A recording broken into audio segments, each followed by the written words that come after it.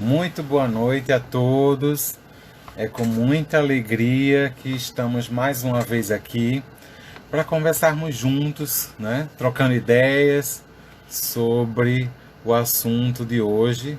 Hoje a gente vai falar sobre quais as armadilhas do autossacrifício num relacionamento. Vamos falar de alguns tópicos aí delicados, né? Mas que no final a gente possa sair da nossa live diferente de quando chegou, né? Com alguns aprendizados, algumas dicas, né? Que a gente possa levar para a nossa vida. E hoje eu tenho a maior alegria, uma honra de poder estar trazendo uma psicóloga, uma pessoa muito querida chamada Adriana Barros. Vou trazê-la para nossa live.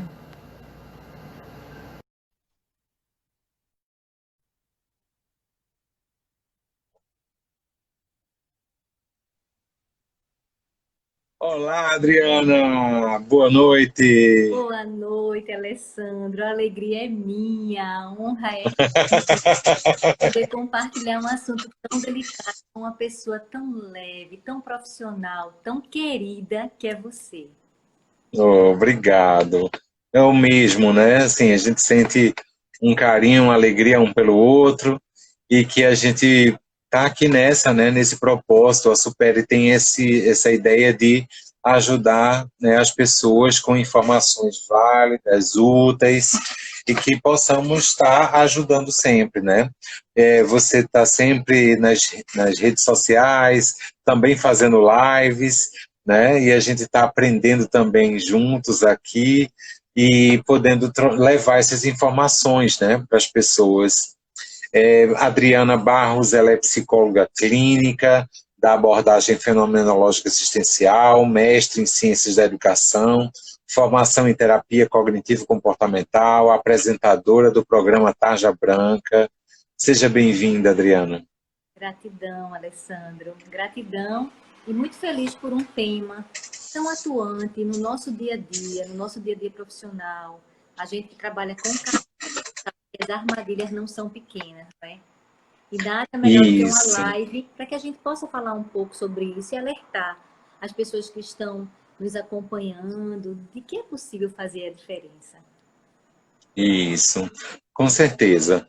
Eu sou Alessandro Rocha, sou psicólogo, sou terapeuta cognitivo-comportamental, mestre em educação e saúde, professor de pós-graduação do Exuda, e a gente não para de estudar, né, Adriana? A gente está sempre estudando, aperfeiçoando, e que a gente possa levar esse carinho aí também para as pessoas. Sejam todos bem-vindos.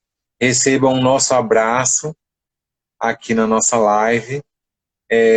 Vamos contribuindo aí, vocês fiquem à vontade para comentar, para perguntar, e na medida do possível a gente vai respondendo.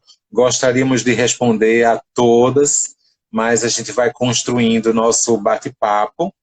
E aí eu não costumo, né, tirar os comentários, porque eu acho que fica bacana com os comentários, mas que vocês fiquem à vontade, tá bom?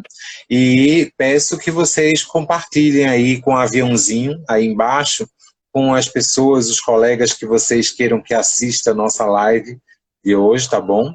E marquem aí o coraçãozinho para que o Instagram possa nos ajudar a impulsionar para alcançar outras pessoas. Não é isso, Adriana? Exatamente.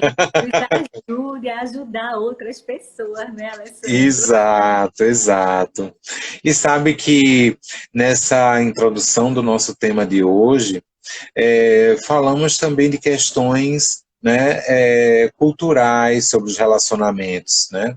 Existem vários estudos sobre a maneira como os casais se relacionam ou como eles aprenderam, né, que deveria ser daquele jeito e segue uma cultura, um padrão, uma maneira de funcionar e que é regido também pelos valores e normas que as famílias estabelecem, não é? E essas características, né, elas estão envolvidas de coisas que a gente aprendeu, né, Adriana? Coisas que a gente já ouviu, né, ou coisas que os pais falavam, né, sobre essas expectativas, né, que as nossas famílias estabelecem para com a gente, né? Se eu escolho a mulher certa, né, e a menina se escolhe o rapaz certo, né, para se envolver, para se relacionar, e os pais falam algumas coisas, né?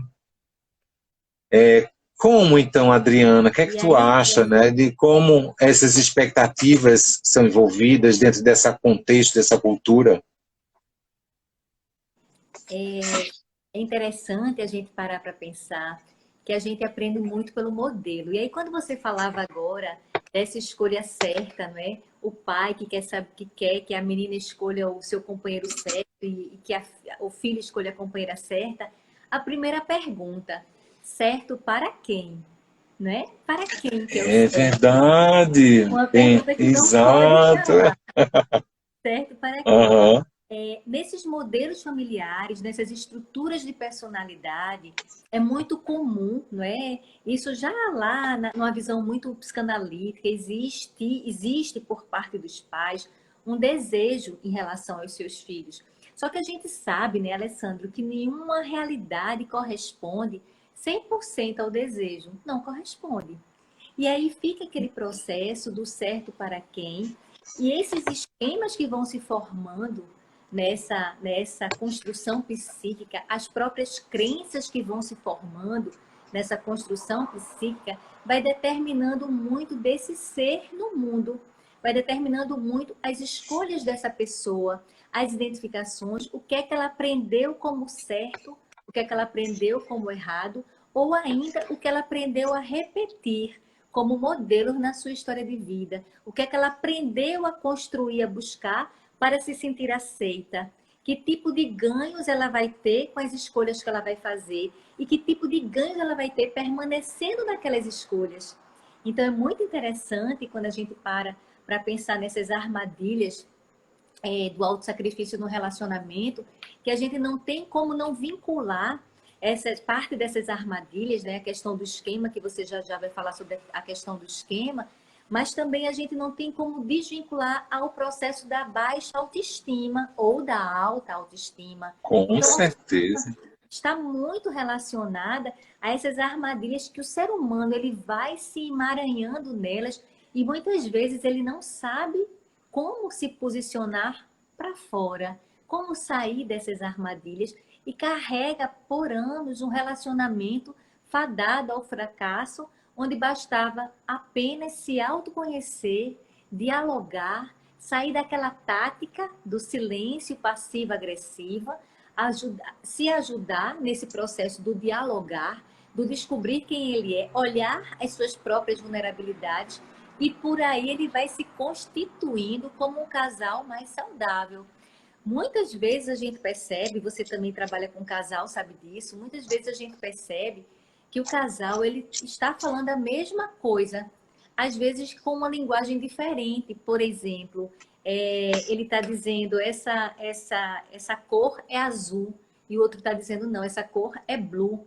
Mas naquela busca de eu estou certo, eu sou o certo da história, muitas vezes esses casais que estão falando a mesma coisa por não ter a habilidade de se libertar desses autos sacrifícios, eles terminam prejudicando o seu relacionamento por muito tempo. Não é isso, Alessandro?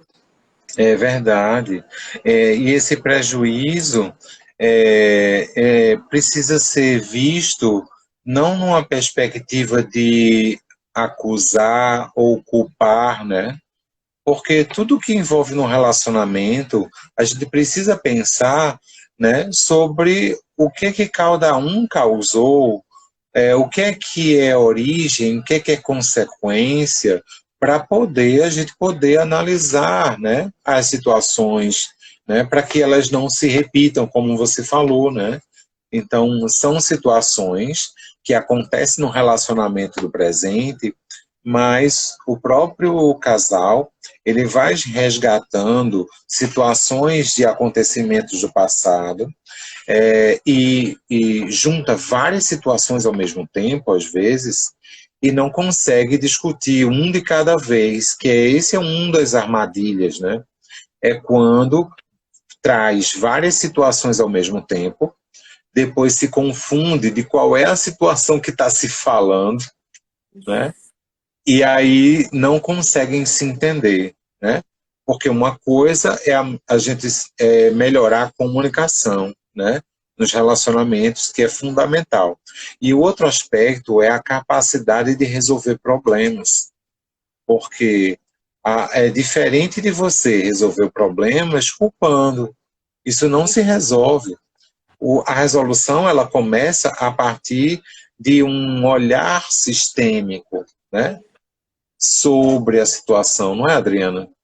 Porque se a gente foca muito numa situação, a gente não enxerga o todo, né? Parece que quando a gente está, né, com a mão, né, a gente vai pegar muito de perto assim, a gente não enxerga direito as linhas da mão, né? E nesse olhar precisa se distanciar. Se ia falando. É perfeito. O exemplo do livro, né? Que se você coloca esse livro muito perto, é aquela visão Isso. onde às vezes a gente precisa se afastar um pouco da história, ter esse olhar de compreender, você falando e me lembrando a ideia de como há uma dificuldade no ser humano de se autorresponsabilizar da história. Então, a gente vê muito, principalmente em relações de uma forma geral, mas já que a gente está falando sobre casal, existe muito aquela ideia do você, aí o outro diz você, você, você.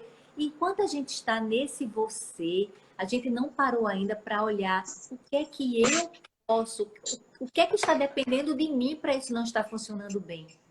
Porque todos nós temos uma participação, todos nós somos responsáveis para que esse relacionamento dê certo.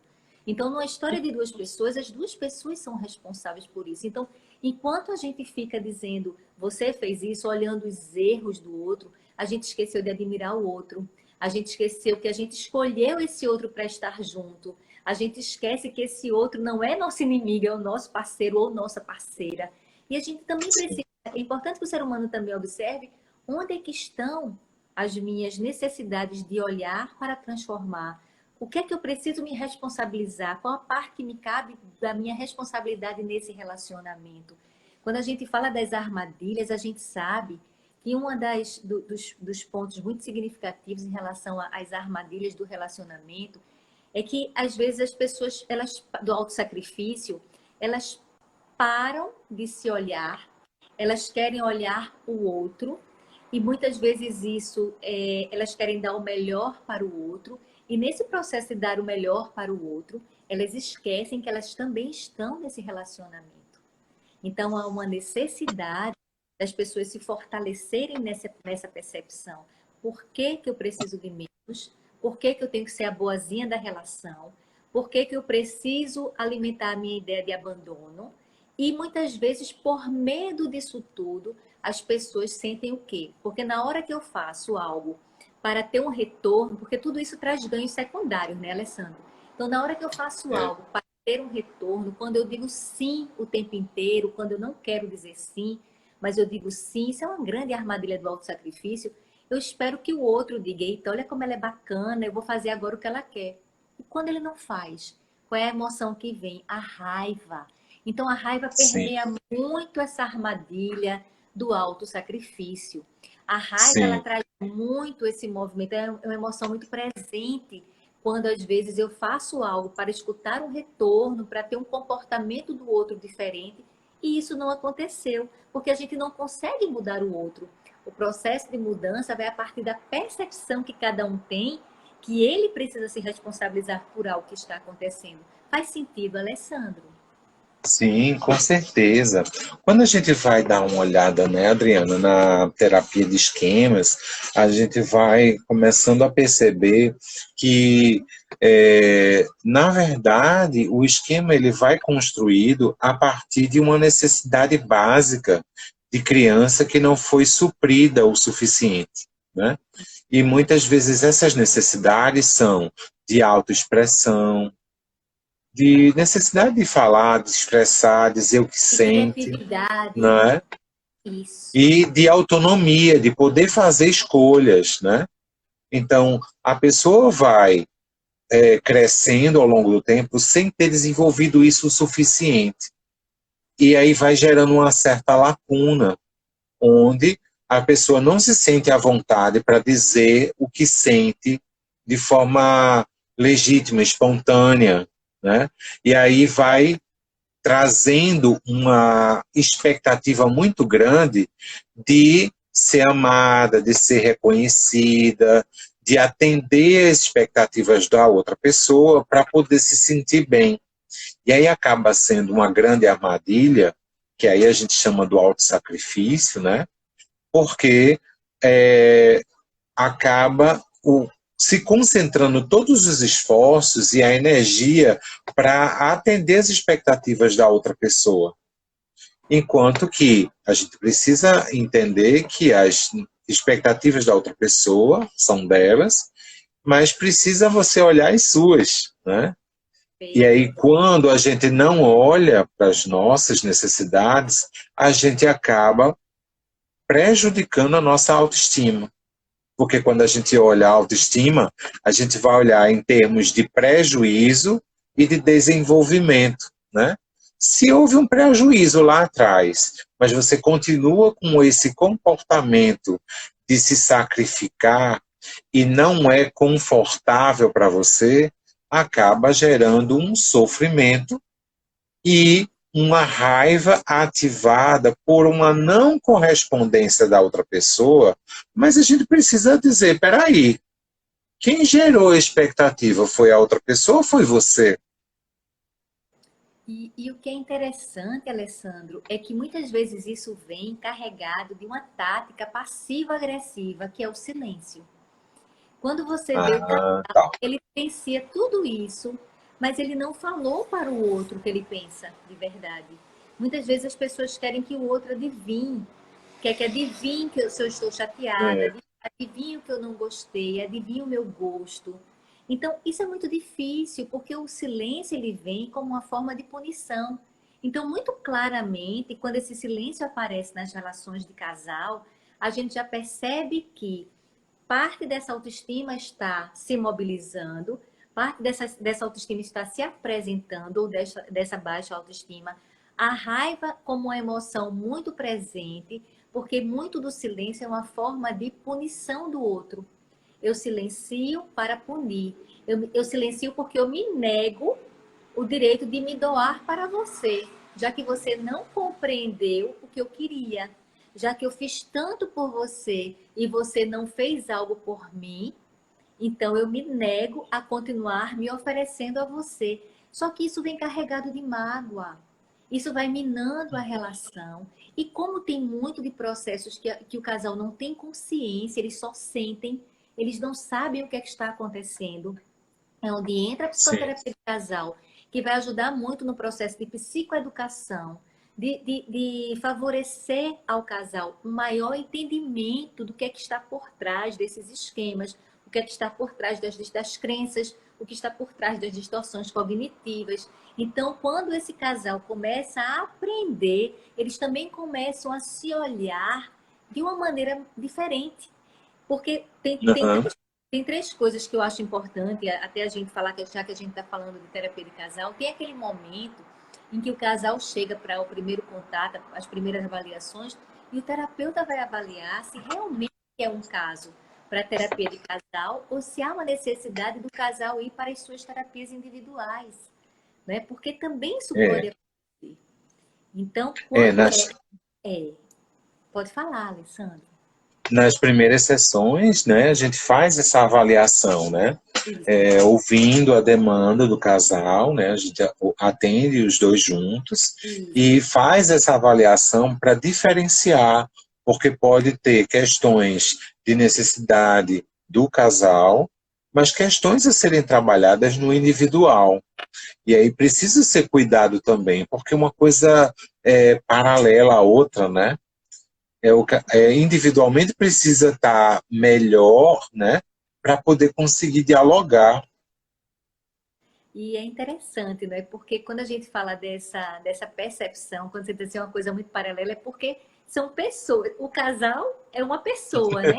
É como se houvesse uma interseção. Aqui é o homem, aqui é a mulher, ou independente do gênero. E quando se junta esse casal, essa parte do meio seria a interseção. E essa interseção, ela funciona como um novo núcleo.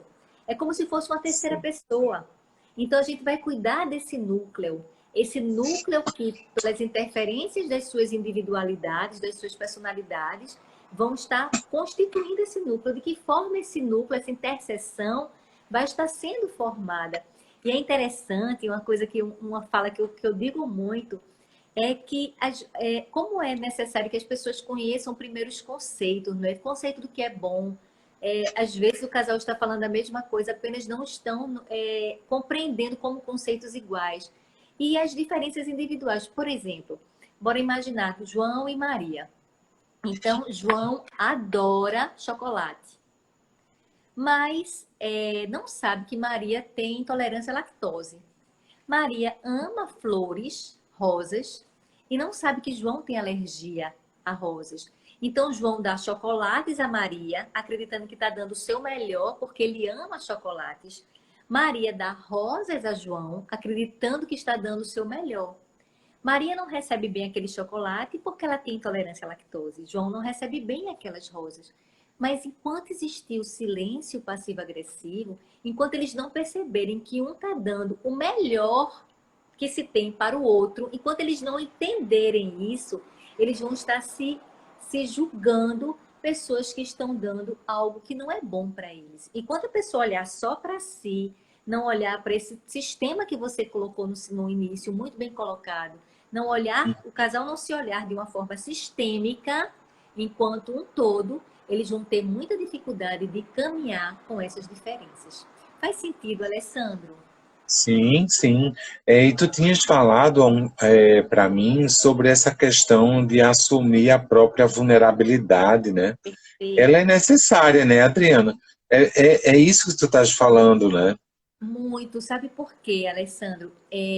Às vezes, a vulnerabilidade, ela está muito, o ser humano ele está muito mais forte. Assumir a vulnerabilidade ajuda o ser humano a se fortalecer na sua identidade. Ou seja, quando eu assumo que eu posso errar, quando eu assumo que eu sou frágil, que eu tenho fragilidades, quando eu assumo que eu não sou um escudo de aço, então eu assumo que eu sou vulnerável. Quando eu assumo essa vulnerabilidade, eu acredito, eu permito em mim mesma a possibilidade do erro. E as pessoas ficam muito mais fortalecidas. Então, enquanto casal, essa autoestima ela é muito maior quando ele começa a assumir a sua fragilidade. Porque nas redes de diálogo, nos núcleos de diálogo, às vezes há uma necessidade de firmar uma imagem que, na verdade, não é nem uma imagem que se tem, mas uma imagem, aquilo que a gente falava anteriormente, do que eu quero que o outro perceba que eu tenho. Então, no momento em que um dos cônjuges passa aquela ideia, assume aquele papel logo no início da relação, que eu sou o que faz isso, eu sou o provedor, ou eu sou o intelectual, ou eu sou o que dá os bons conselhos. Enquanto as pessoas vão assumindo papéis na relação, vão esquecendo que nós somos seres humanos. E tem uma hora que eu sou a que dou os bons conselhos, mas tem uma hora que eu assumo o papel de liderança, em outro momento eu estou frágil. E o casal precisa confluir nesse sentido, ele precisa caminhar nessa interseção.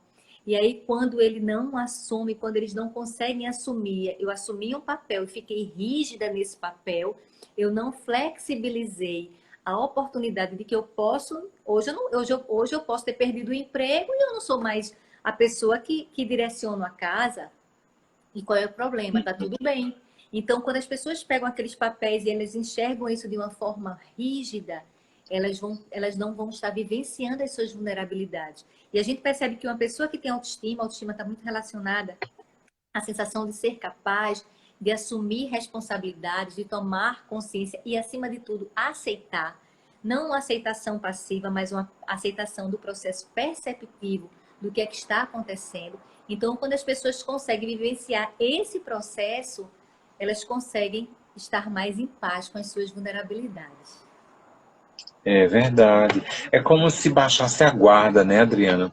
Eu me lembrei de um filme que eu assisti há um tempo atrás, chamado Um Golpe do Destino. Ele é da década de 90. Nossa, que filme lindo. Amo esse E filme. aí, você gosta? Já assistiu? Que bom. Amo esse filme. Eu dei E, muita aula com esse filme, Alessandro. Muita aula. eu também, eu também. Como ele é um filme que está dentro de um hospital, eu dei muita aula em tanatologia, em psicologia hospitalar, há muitos anos. Sim. E a gente, esse filme nem, para conseguir esse filme era uma dificuldade. Esse filme a gente conseguiu É difícil de encontrar mesmo. difícil. E eu assistimos muito esse filme. E esse filme é todo em cima do poder da vulnerabilidade. Eu amo esse filme. Exato, exato. E aí, no final do filme, ele faz uma metáfora fantástica, né? Que é sobre o espantalho. Não sei se tu lembra. Lembro, O eu assisti espantalho, Os Braços né? Abertos. Os braços abertos é que faz as aves virem, né?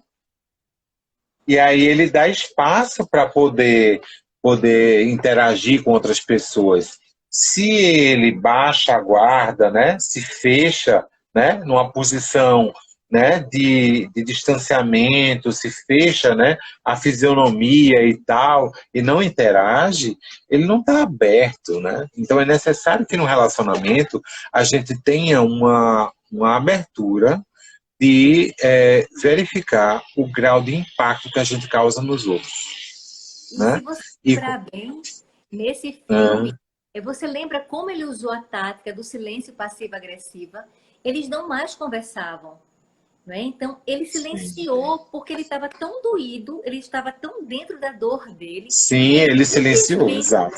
É ele verdade. silenciou até que ela passou muito, ela trouxe a raiva dela de volta Sim, e eles aquela cena é conseguiram. linda. É lindo, Alessandro. Se rasgaram por inteiro e começaram a É, ter de verdade um relacionamento só que mudou a descrevendo um casa pouquinho para as pessoas, né?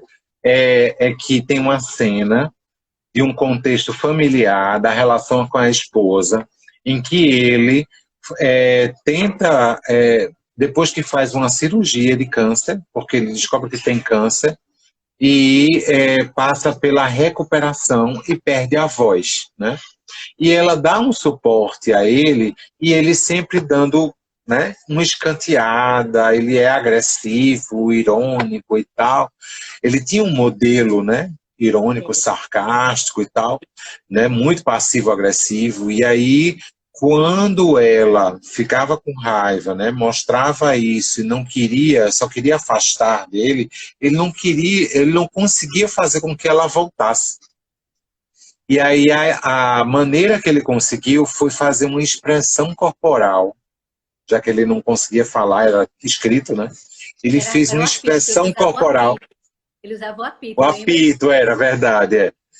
Ele fez uma expressão corporal para dizer que precisava dela.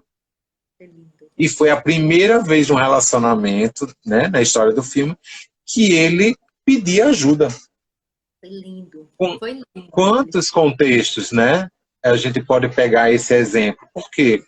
É necessário que, no casal, para a gente não entrar na armadilha, a gente visualize que é necessário a gente se posicionar. Então, é como se de um lado a gente tivesse num auto-sacrifício fazendo algo para dar assistência a outra pessoa, mas a gente está se prejudicando. E aí, quando a gente se prejudica, a gente está trazendo emoções ruins, de desconforto. Por que elas vêm? Porque tem um desequilíbrio entre o dar e o receber. Se dar demais, né? Desequilíbrio. Se recebe demais, também desequilíbrio. Então é necessário que haja uma alinhada nisso, para que haja uma divisão melhor de expectativas para depois fazer o acordo. Então, se a gente consegue, né, expressar, né, todos os sentimentos e a outra pessoa ouve, isso é extremamente importante. É possível fazer o diálogo e a gente e o casal fica melhor, né? Agora, quando faz algo, mas está coerente com os próprios valores, porque quer ajudar, mas não se prejudica, tudo bem, né? A questão maior é que hum, quando a pessoa se sacrifica, ela não tem nenhum parâmetro de saber se está se prejudicando ou não. E aí acaba exagerando no autossacrifício, gerando expectativas sobre a outra pessoa, que não faz como ela gostaria que fizesse, se frustra, é ativada a raiva e o casal fica na armadilha, né, Adriana? Perfeito, perfeita explanação. E o casal fica naquela armadilha, correndo risco até de findar aquele relacionamento, o risco de conflitos constantes, de até acabar aquele relacionamento, quando na verdade só precisava de alguns pequenos ajustes. Perceber qual é o seu papel na relação, não querer ser o salvador do mundo, porque não vai ser, né? Não tem como. A responsabilidade é dos dois, né? Dos dois, e é isso que as pessoas precisam se dar conta e se perguntarem. Eu gosto muito dessa frase: qual é a parte que me cabe desse latifúndio? Eu gosto dessa frase. A parte que me cabe disso tudo, não é? Eu estou por escolha, foi uma escolha minha. Muitas vezes as pessoas chegam nas terapias de casal para reaprender a dialogar, Alessandro. Desaprenderam o diálogo. Não, estão É, no processo de defesa. E a o gente precisa diálogo é precioso, né, Adriano? Muito precioso isso. tudo. Precisa reaprender a dialogar, precisa desconstruir essas couraças que foram constituídas ao longo do processo. As defesas foram, a história do espantalho, né? As defesas foram se constituindo. Então, se as pessoas não baixam as suas defesas, que escolhas eu estou querendo? E às vezes, Alessandro, a gente percebe que quando quando as pessoas, ainda esses casais, que eles não conseguem separar esses papéis, e às vezes a família, os filhos estão ali, quantas vezes você vê casais que. E aí eu começo os esquemas das crianças, né? Casais que chegam a dizer para um para o outro: eu estou aqui não por você, mas pelos filhos. E às vezes isso não É, é verdade, às vezes isso não é verdade. Eles estão apenas distorcendo a responsabilidade, passando para os filhos, não é? Ainda colocando esse peso nos filhos, e muitas vezes não é isso que está acontecendo. Ele realmente quer continuar no relacionamento, só não sabe como. pois é. E aí é necessário que a gente é, é, pense de forma mais ampla sobre o grau desse prejuízo, né? E que a gente possa construir isso de forma favorável, mas sempre avaliando o impacto que a gente causa nos outros, da gente baixar a guarda e poder dialogar, mas não tendo um olhar, né, de silêncio, de provocar o silêncio para manter um controle da situação, porque acaba prejudicando ainda mais, mas também a gente poder não considerar que os outros são coitadinhos, Ai, adorei. Perfeito. Perfeito. que, que os outros não possam resolver os problemas deles, né? Afinal de contas, só não pode receber um não quem é? Um bebê. É verdade. Todos os outros, não, salvo engano, assim, o idoso, que está acamado, que precisa de ajuda também não pode receber, não. Né? E às vezes você colocou Mas aí. os outros podem receber, não. E aí eu achei interessante porque às vezes tem um livro de Pincus e Dere que fala sobre o contrato secreto do casamento. Capítulo 2 desse livro. Eu gosto muito desse livro. E aí ele fala que o casal, ele constrói um contrato, muitas vezes secreto. É o que é velado, é o que não é dito, que eles vão funcionando daquela forma. Porque às vezes é aquela história, eu quero receber muito, você quer dar muito, e essa relação vai se constituindo assim, torta. Vai se constituindo totalmente desregular. Basta esse que resolveu não dar mais o quanto dava, aquela pessoa que tudo ela faz. Você não precisa nem dizer, me traz água. Quando você faz a mínima menção, a água está ali. E aí teve um dia que essa pessoa chegou para o outro disse, me traz água. E ela disse, só um minutinho, porque eu vou primeiro beber a minha água, mas eu trago a tua.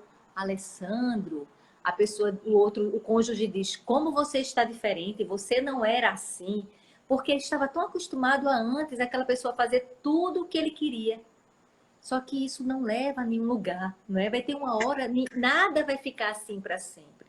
Nada vai ficar nesse formato para sempre. Então, se as pessoas não olharem para se constituir nesse equilíbrio em qualquer relação, principalmente nas relações de casamento, as chances de conflito, elas são muito grandes, com certeza. São.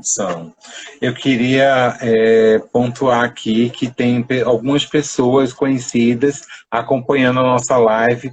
Queria dar um alô, a Fábia, a Graça Almeida, a Ivalda Marinho, né, e tantas outras pessoas que eu não consigo, a Rose, né? Queria agradecer a todos vocês por estarem acompanhando aqui a nossa live, né?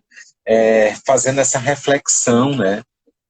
Complexa, profunda e sutil e leve ao mesmo tempo, né, Adriana? É verdade, Alessandra. Eu tenho dito muito isso. Eu A gosto Andréa também está mais aqui. leves. Adoro. Pois é. E aí, o grande armadilha, né, disso também, o sentimento da raiva, é quando se torna situações mais graves, né? Quando tem uma relação abusiva, uma traição, um ciúme, que torna a situação de violência ou de descomprometimento afetivo, né? Porque quando falta esse compromisso afetivo, mantém o desequilíbrio entre o dar e o receber, né? Então, a busca é que haja o equilíbrio. Então, são situações de raiva, situações abusivas, de ciúme, de controle, de traição, que mantêm o desequilíbrio. Então, a dica é que o casal ele deve buscar o equilíbrio entre o dar e o receber.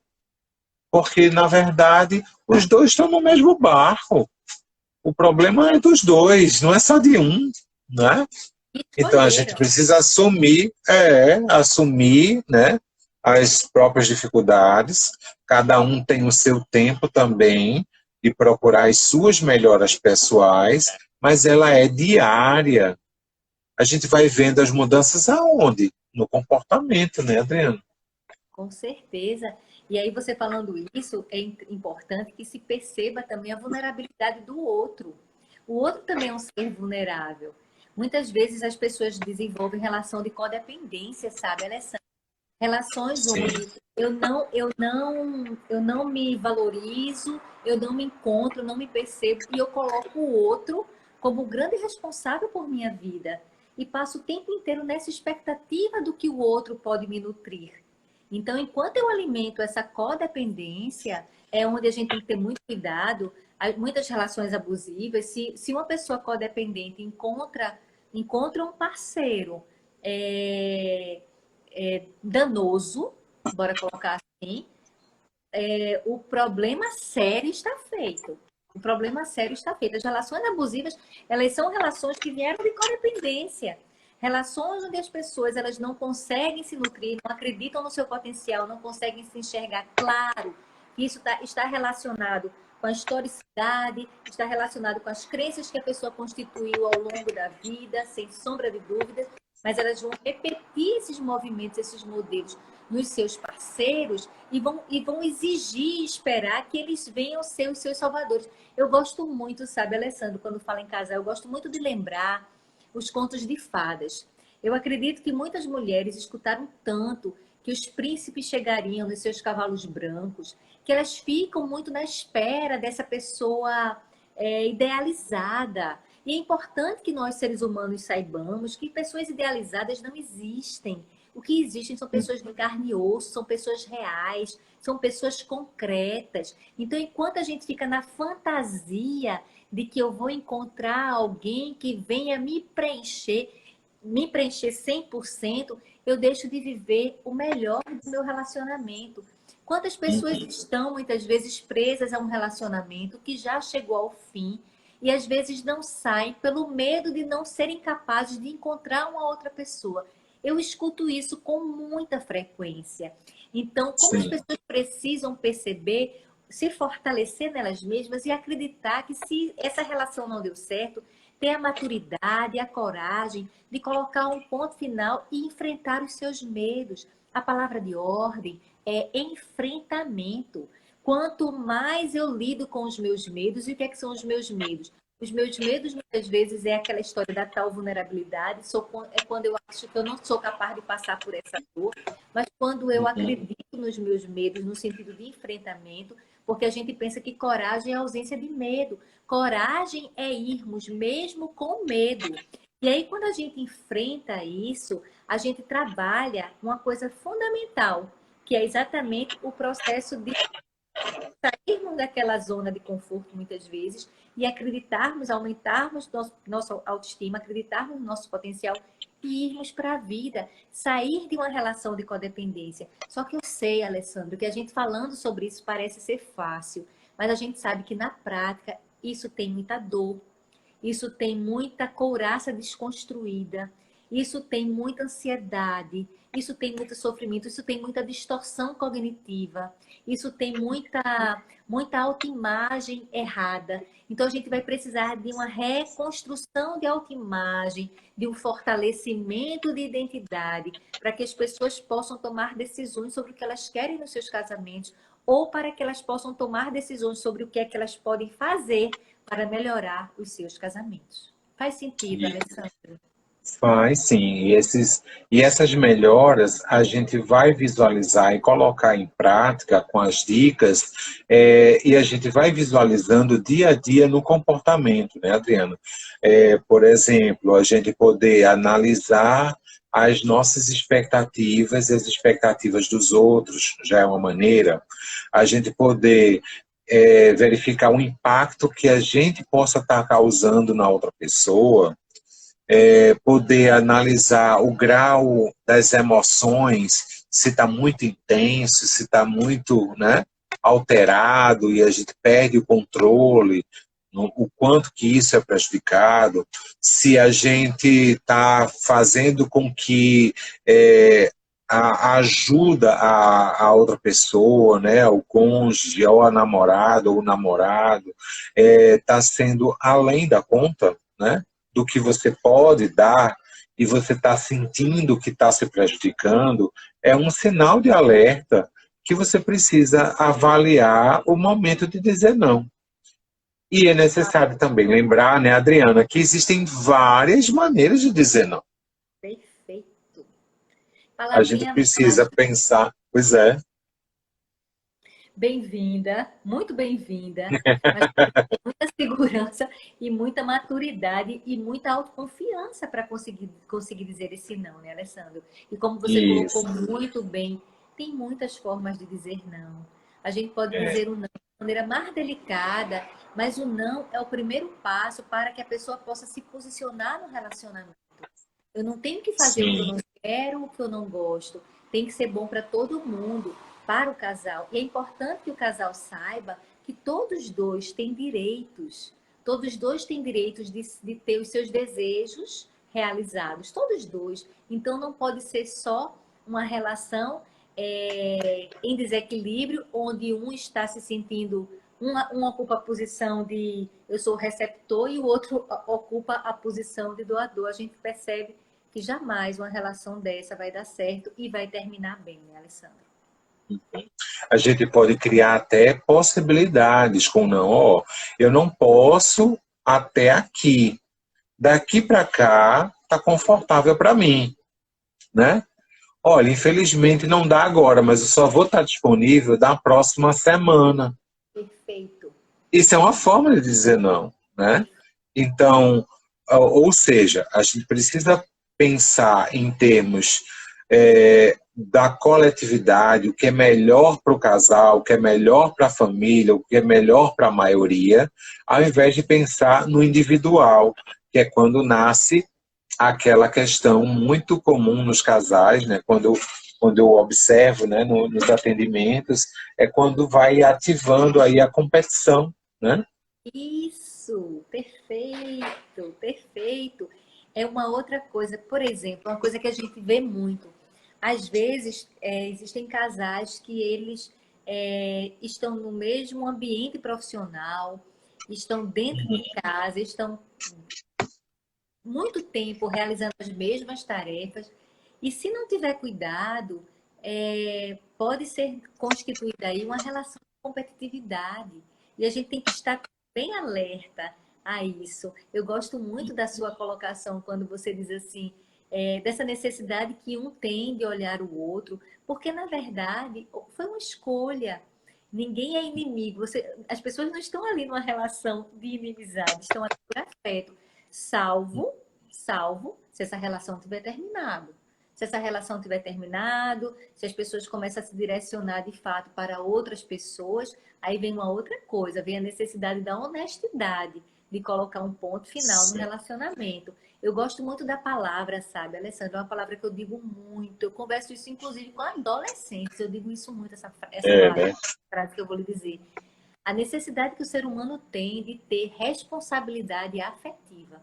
Eu adoro essas duas palavras. As pessoas precisam entender que as pessoas conquistam outras e que ali a gente está mexendo com a emoção de outras pessoas. Então, a gente tem que ter muito cuidado com uma coisinha chamada responsabilidade afetiva, que está relacionado a qual é o meu papel na relação, onde eu estou, o que é que eu quero desse relacionamento, mas eu não posso olhar só para mim. Responsabilidade afetiva é um convite para que eu também olhe a pessoa pela qual eu estou me envolvendo ou que eu estou envolvida. Em um relacionamento, quando você colocou muito bem que a pessoa fica naquele processo do descompromisso, se eu não estiver comprometido com o relacionamento não vai para frente. Então, eu preciso olhar para mim e me comprometer com o outro, ter responsabilidades afetivas com o outro. De outra forma, isso é muito danoso, não só do papel casal, mas do papel ético-moral da pessoa que está constituída nessa relação. Eu levo isso muito a sério, sabe, Alessandro? Eu acho que isso é algo... Palavra mágica essa, Adriana. Muito legal, assim, você ter falado isso. Muito bem colocado. É responsabilidade, compromisso afetivo, né? É a necessidade afetiva, de conexão afetiva que todo ser humano precisa. O sofrimento acontece quando há essa desconexão. E Exatamente. ela pode acontecer por pequenas situações, às vezes um diálogo, né? Uma tentativa de diálogo, na verdade, né? E aí não consegue, né, finalizar isso, não conseguem se entender. Então é necessário que haja esse compromisso, uma vez que eles escolheram estar juntos, né? A não ser que eles pensem, né, num possível, né, rompimento, né, separação, mas que pense bem sobre todas as possibilidades, porque pode haver um engano também, né? Um ou outro pode se sentir prejudicado, mas está muito na interpretação que a pessoa está falando, está fazendo na hora, e muitas vezes é uma interpretação muito emocional que está mascarando, por isso que se torna armadilha, né? Isso. E aí é necessário que a gente preze pelo respeito, pelo esclarecimento, né, para que haja uma um possível alinhamento de ajustes de comportamento, de atividades que possa ser feito, né, Adriana? Perfeito. Às vezes é um movimento tão simples. Eu digo muito isso, olha. A primeira coisa que eu tenho que perguntar para mim mesma é: eu quero esse relacionamento? Na terapia de casal eu trago muito essa ideia. Eu quero continuar casada com essa pessoa e pergunto: você também quer? Um responder para o outro. Eu de fato quero esse relacionamento. Se chegaram até ali, com certeza. Se não ajustarem bem o relacionamento, com certeza vai ter muito mais, vai ser uma forma muito mais, o fim vai ser de uma maneira muito mais equilibrada. A psicoterapia de casal, de toda forma, ela ajuda. E é um mito, sabe, Alessandra? Eu queria falar uma coisa, e às vezes as pessoas Sim. perguntam: Ana, não é se eu for fazer uma terapia de casal, eu vou me separar? Só se você for se separar, você vai se separar Não. da sua terapia de casal. A terapia de casal vai te ajudar a reconhecer essas armadilhas e ver qual é a posição que você quer. Então, se existe amor, existe todas as possibilidades de darmos certo. Se existe amor, se existe amor e a gente está consciente do que a gente quer, tem muita chance de dar certo. Agora, se esse sentimento terminou, é que a gente precisa rever. Mas você colocou muito bem. Enquanto às vezes é um ajuste, às vezes é uma palavra que não foi bem colocada, às vezes é porque a pessoa, uma coisa que eu vejo muito, Alessandra, é que às vezes a pessoa está muito presa nos seus conceitos, muito presa nos seus Isso. pensamentos e não se abrem para o conceito do outro. E numa história é uma ponte, um casal é uma ponte, não é um muro. Um casal não pode ser um muro, o casal tem que ser uma ponte. Então, se eu É, estou presa nos meus conceitos, eu não vou me abrir para o conceito do outro. Então, o é, casal, quando chega lá, é um convite. Eu digo: olha, somos agora nós três. E veja só, é um convite. Estou convidando vocês para essa abertura. Convidando vocês para serem pontes. Porque enquanto quiserem continuar muros, a gente não vai conseguir fazer muita coisa. Então, é uma grande reflexão do que você disse. Às vezes são pequenas palavras, posicionamentos, abrir mão de determinados conceitos e enxergar que o outro existe. Responsabilidade efetiva acima de tudo. que começa de uma situação lá de trás da infância, né? Por não conseguir expressar os sentimentos, que pode repercutir na vida adulta, gerando um autossacrifício, mas existem caminhos. Eu costumo dizer que na vida a gente sempre tem alternativas, né? Então, se a gente legitima esse sentimento de amor, né, Adriana, e isso pode ser construído, existem os caminhos. Para isso, é necessário que a gente reconheça as nossas limitações e nosso potencial para que a gente vá construindo esses caminhos, né? E não significa, se você baixa a guarda e abre mão do seu conceito para ouvir a outra pessoa, você vai ouvir o raciocínio da outra pessoa. Isso não te torna frágil. Não é, Adriana? Perfeito. Não torna a outra pessoa frágil ou fraca por estar abrindo mão. Muito pelo contrário, eu acho. Torna a pessoa mais forte. Muito mais fortalecida. Porque a aceitação, quando o ser humano aceita uma vulnerabilidade dele, isso torna ele muito mais forte. Então, se ele abre mão de um conceito rígido, ele está flexibilizando, ele está se abrindo para o outro. Na verdade, ele está cuidando daquela interseção. Porque o relacionamento é Exato. algo como uma plantinha, como qualquer coisa que a gente constrói, que precisa ser regado, precisa de construção, precisa de carinho, precisa de olhar. É importante que o casal veja que o relacionamento é uma interseção, é uma parte de cada um. É a parte que eu me dou nessa história, e a parte que esse outro se dá, e forma uma terceira coisa.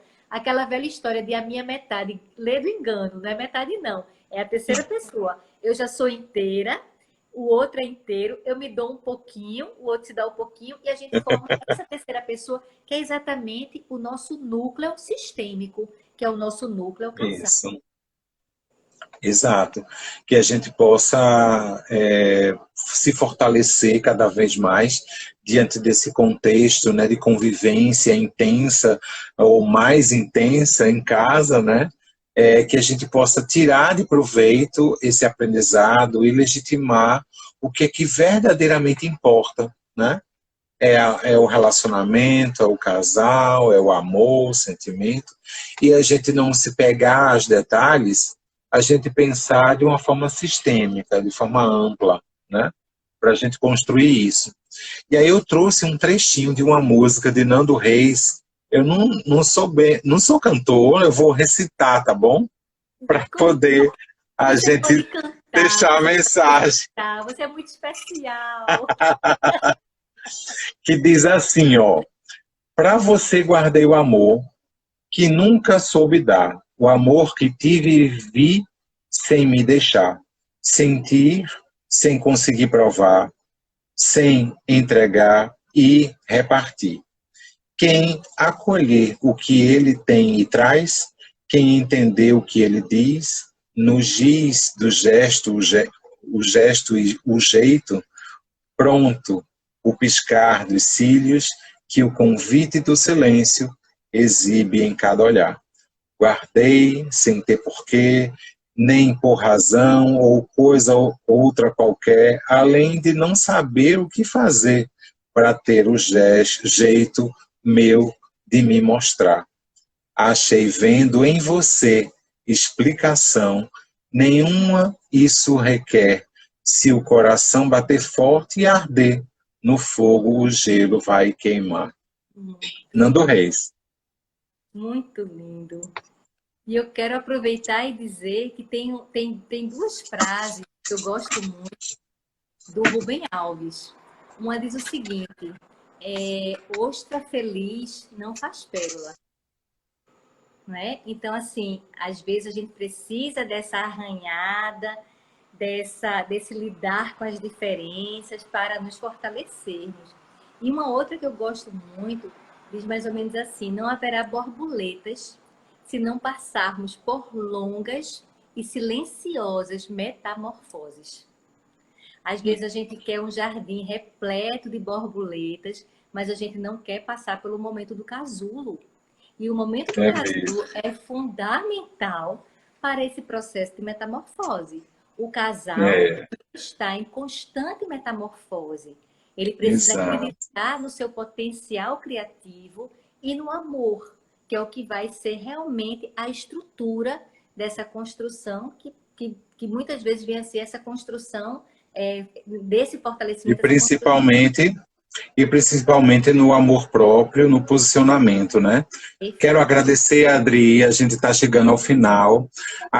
Obrigado, Ângela, obrigado, Keninho, obrigado, Fábia, obrigado vocês todos e tantos que acompanharam. Obrigado, Adriana. Que sigamos em frente. Então, meu forte abraço a todos, tá bom? E até breve.